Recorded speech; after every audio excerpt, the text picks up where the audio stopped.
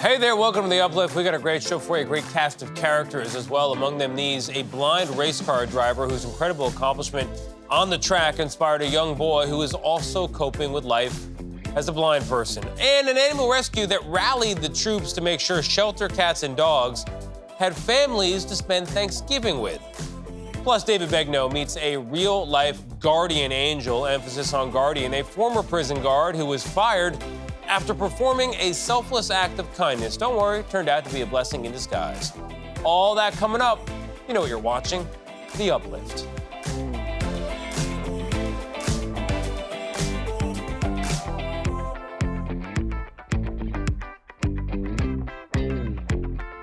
Hey there, I'm Tony DeCopel, and this is The Uplift, the show that lifts you up for at least the next 30 minutes. You and me as well, and we're going to begin here with a story from Steve Hartman's Kindness 101 series. The theme this time is vision. The inspiration, Steve's nephew, Ted, who just happens to be blind.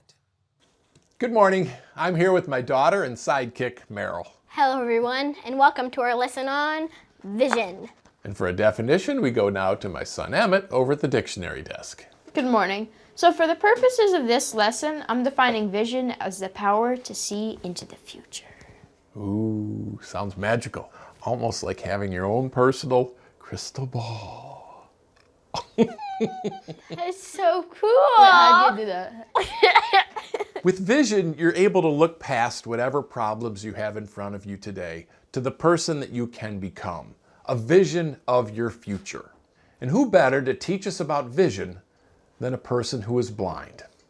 In this story, pulled from our archive, we see how getting through even your darkest hour is possible with good vision.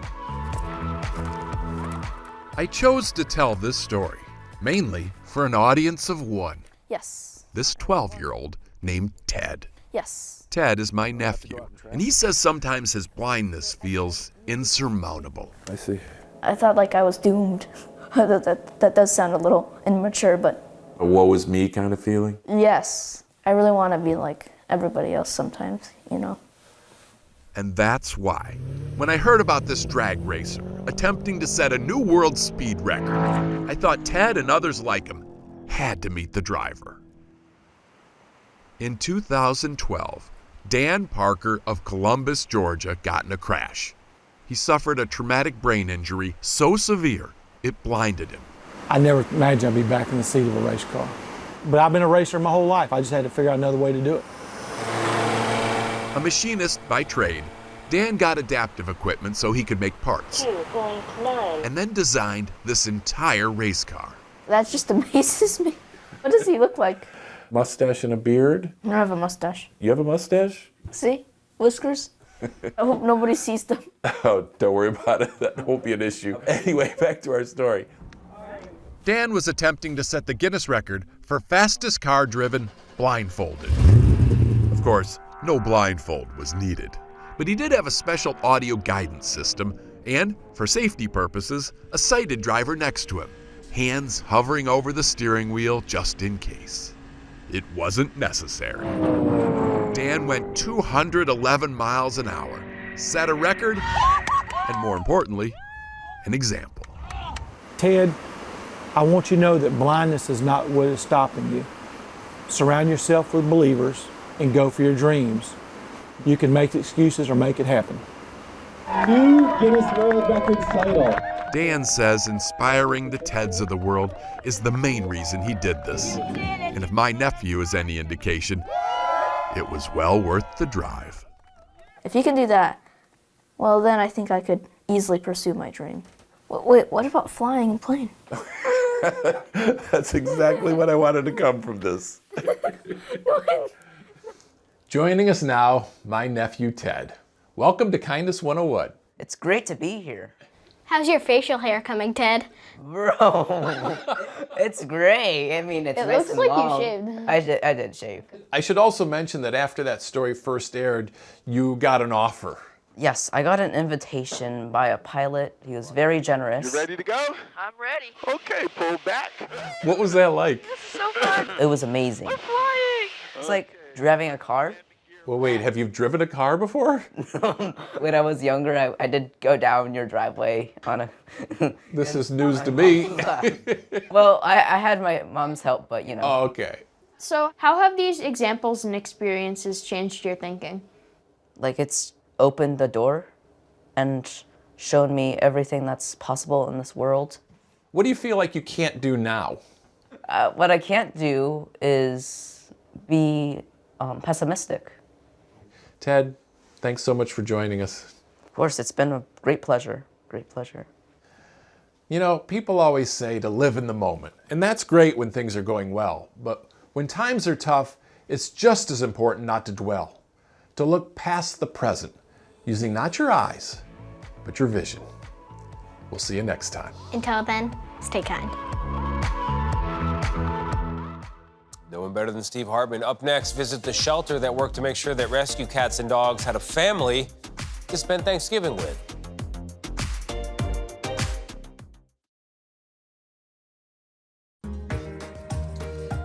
We take you now to an animal shelter in Virginia that rallied the troops to make sure that cats and dogs had a home and a family for Thanksgiving.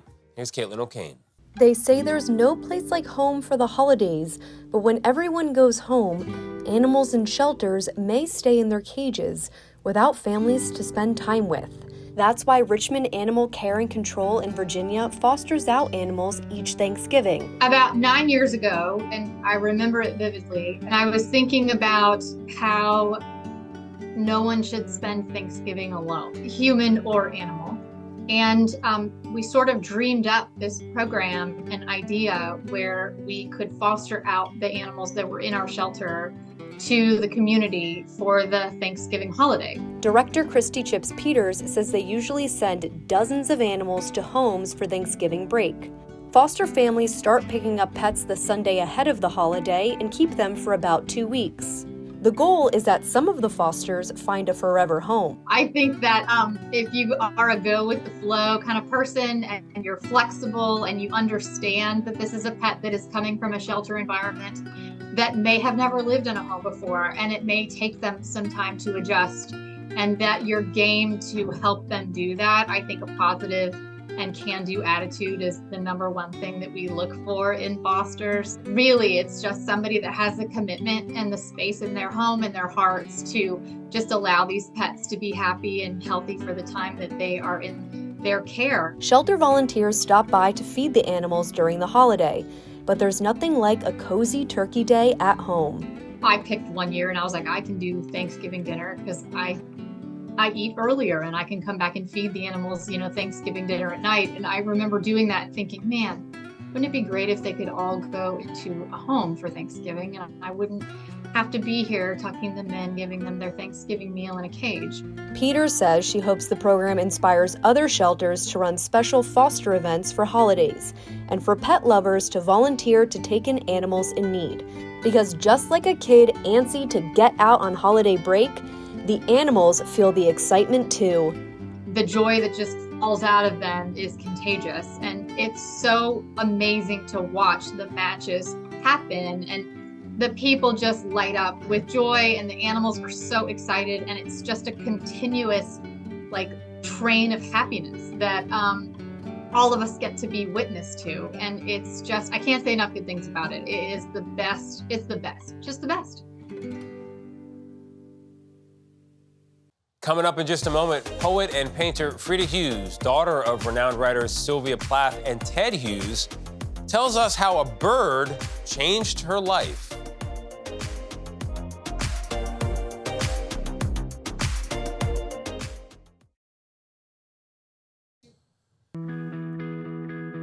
Author and poet Frida Hughes grew up with a pair of world-renowned writers as parents, and she also grew up, however, with a family secret. She recently talked to Anthony Mason about her life and how helping animals changed her life. It's beautiful, this gate. Thank you. When Frida Hughes moved out into the Welsh countryside, she planned to paint, write poetry, and plant a garden. A lot of it needs culling. The lilies have gone mad. But she didn't expect to be adding an aviary. It's where she keeps her growing family of rescued owls. Do you have how many of now? 15. 15 owls. Yeah, I didn't mean to have 15 owls, and I never intended to have owls. They include Merlin, Eddie, brothers Charlie and Max, and Widfa, a snowy owl with a damaged wing. But the bird who started it all wasn't an owl. It was George. I was so smitten with this magpie. Why? It's very hard to resist a creature that makes you the center of their life and their attention. Mm-hmm. Hugh's latest book, George, a magpie memoir, chronicles her relationship with the bird, who fell from his nest during a storm in 2007. Hughes nursed George back to health. Everything I did, I'd be cooking, I'd be painting, I'd be writing, George was there. After 2 months, George started to fly properly. He could make the end of the room. I'm going to get it. And he would always fly back to me. There's something really magical when a bird just flies back to you. Not because you're saying, look, you're starving, I've got food. But just because you're you. That's really bewitching. George was a mischievous magpie. I'd be sketching him and then he'd fly over, land on the page and be trying to pull the lines off as if they were three-dimensional. He also liked to play with peas. He'd pick them up and he'd pace around you, find a gap or a pocket or in the cuff of your sleeve, and he'd start stuffing peas in there. And then he'd look at you saying, okay, now react. So do something, play with me. Hi there, George, you want to play? Did you need George in some way? That's a very good question. Yeah, I think I probably did. Her marriage was unraveling at the time. But every conversation with Hughes ultimately goes back to her childhood and to her parents. My father being Ted Hughes and my mother being Sylvia Plath, it was don't talk to your friends at school about the family. Renowned poets Ted Hughes and Sylvia Plath were a literary it couple. When in 1963, Plath died by suicide. Young Frida, who was 2, learned to keep secrets as a child. Because of my mother dying the way she died, it was my job to be the happy, very level person. And so my secret was often, don't tell anybody when you feel bad. Why do you think you felt like you needed to be that way? You know that thing about rescuing animals? Yes. I kind of want to save people too, and sometimes from me. Yeah. So, I didn't want to be a burden. That's a lot to carry. Yeah. As a child, I was very conscious of my father having a tough time. Her restless father moved constantly. Wherever he went, Hughes writes, my younger brother Nick and I followed, like 2 trailing limbs. Hughes attended a dozen different schools. Her father asked her once if she was angry her mother had taken her own life. I said, how could I be angry? Because she was in so much mental anguish that she felt she had to go. Why would I be angry with her? That she left you behind. Well, I'm very glad she didn't take me with her. I mean, in any way, do you think you've been trying to work that out? There's only an understanding that it happened and I have to accept it one way or the other. Right. It's how I accept it that is going to affect the way I move on in my life in the future. Hughes' father died from a heart attack 25 years ago. Her brother would also die by suicide in 2009. I have bad moments, I have sad moments, and then it is a case of, if I don't pull myself together, who's going to do everything? Hughes' home in Wales is her antidote to her itinerant childhood, a safe place where she has put down roots. The tree is spectacular. Isn't it? Yeah. That's been here for over 250 years. I sort of built the garden around the tree because this was just a field when I came here. Her house is also her art gallery. I'm really enjoying doing the rocks at the moment. I love the rocks. Painting for Hughes is more than therapy. It's a necessity. It's a necessity. How?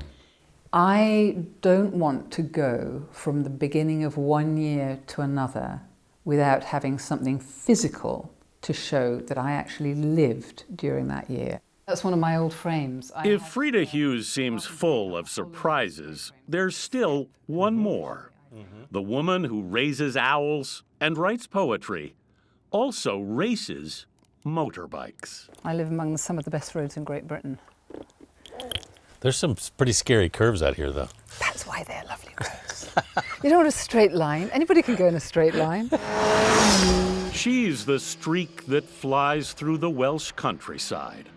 A rider who has learned how to take some of life's trickiest turns. I feel that I want to live with all the energy that I can muster to the best of my ability, because somebody in my family has to be left to do that. And I think by doing that and doing the best that I can, I honor them. Beautiful story from Anthony Mason. Coming up in just a moment, the story of a woman who took care of an inmate's baby. She was a prison guard and was fired then from her job as a prison guard, but it turned out all that a blessing in disguise.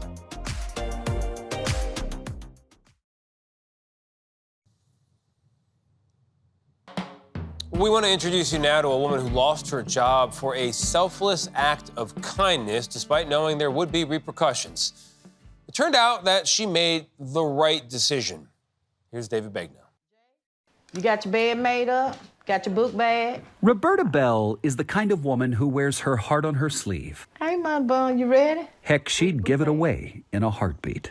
She's 58 years old, lives in Vicksburg, Mississippi, and is raising 5 of her 8 grandchildren. Come on, Jay. And recently, there was another child who she took care of. And there was an inmate there that needed assistance, some help. She was pregnant. Bell met that inmate, Katie Bourgeois, at the Louisiana Transitional Center for Women. It is a prison where Bell worked as a correctional officer. Situations in her family led her to where she didn't have anyone to really get her baby. And she wanted someone that would just keep the baby until it was her time to get out, because she only had like about 2 months to serve. Bell says she alerted her supervisor, and he warned her it was a conflict of interest. She says the supervisor later asked her, "Are you gonna still go through with it?" I said, "If the hospital called me to come get that baby, I'm going to get that baby." And he said, "Well, okay, I'm gonna have to terminate you." The way she sees it, the prison gave her a blessing. 1 week after she was fired, Bell got a call. The baby was born. I started taking pictures. I started snapping pictures. He was so precious. And I put his clothes and stuff on him, and I held him for a little while. They buckled him down in the seatbelt. We left and came home. And Katie had named him Kaysen. And I was so amazed because my grandson's name is Kaysen. Really? Yes. Did that feel like a God wink moment? It did, and I said, "Lord, this must be you." As word spread, her living room became loaded with diapers and baby formula. And when I tell you, David, God provided so much stuff.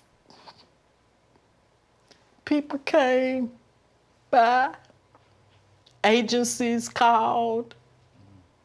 It was just overwhelming, really, because I couldn't do it by myself. I couldn't.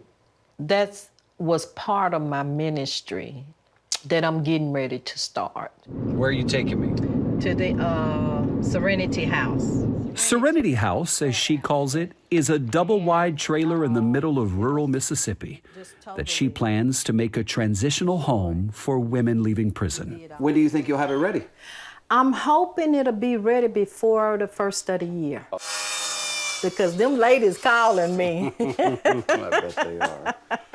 And you'll be able to house 6 women in here. Yes. Okay. It is one way she plans to continue what she says was best about working at that prison. You love the job? Oh, yeah. Why'd you love it? I loved it because it gave me a chance to talk to the women and to encourage them and to get them to go into a better direction and to let them know what they have done is bad, but they can do better. Even with her admirable aspirations, she still had to work. So after she was fired, she took a job sorting cans at a food distributor. But that was only after she stayed home to take care of little Kason. For 2 months, you raised that baby. For 2 months, I raised him, yeah. I loved him as he was my own, and I still love him today. On the 4th of July this year, Katie Bourgeois was released from prison. She went right to Roberta Bell's home to get her son. She was kind of, a little nervous because he didn't really know her. And she said, he's crying, Miss Bell. I said, well, baby, he's got to get used to you all over again. Got to meet you, Mama. Yeah. Katie said at the time, I can't thank her enough for everything she's done. He's doing great. What is the lesson for other people watching this story? The lesson is, don't be afraid to step out and believe what's in your heart and know that God is going to take care of you. Even if it's breaking a rule? Even if it's breaking a rule. Was it the right thing to do? Oh, it was definitely the right thing to do. And if I had to do it all over again, I would do it. yes, the prison fired her for it, but the public rewarded her. You see, people everywhere were so touched by this story that they donated $90,000 to the lady with the big heart who rescued that tiny soul, his guardian angel, still moved by the lullaby that brought both of them heavenly peace. I want to walk in the newness of life. Just let me be a follower of Christ. And he go to sleep. I sang him to sleep. That's sweet. That's sweet. And she is singing us off air here. That is our show. I hope it brightened your day and lifted you up. I'm confident it did. If for some reason it didn't, reruns are free. I'm gonna go find some good news. This episode of The Uplift is presented by the Subaru Share the Love event.